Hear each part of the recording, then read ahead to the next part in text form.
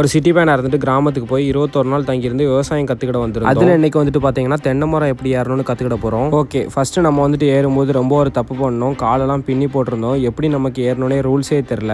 அப்புறம் அவர் வந்துட்டு நமக்கு பார்த்தீங்கன்னா கொஞ்சம் டிப்ஸ் சொல்லியிருந்தாரு. நீங்களும் கேளுங்க அவர் சொல்கிறத. பண்ண தப்பு என்னன்னு பார்த்தீங்கன்னா, அவர் வந்துட்டு ஃபஸ்ட்டே கையை பிடிச்சிட்டு இப்படி வைக்கார். இப்படி இந்த காலம் இப்படி வச்சிருந்தாரு. அதை அப்படி வைக்கக்கூடாது. ஃபஸ்ட் என்னைக்குமே தள்ளாருக்கு இல்லாமல் ஏறுறது. இது ஃபஸ்ட் இந்த காலம் வந்துட்டு ஒரு காலம் இங்கே வச்சிருந்தோம். கை இந்த அதாவது இந்த வலது கால் மேலே வரும்போது இடது கை வந்துட்டு மேலே இருக்கும். ரெண்டாவது இப்படி, மூணாவது இப்படி, நாலாவது அந்த மாறி மாறி அது ரைட்டமா போயிட்டு என்றைக்குமே வந்துட்டு இந்த அடிமட்டே பிடிச்சிடக்கூடாது.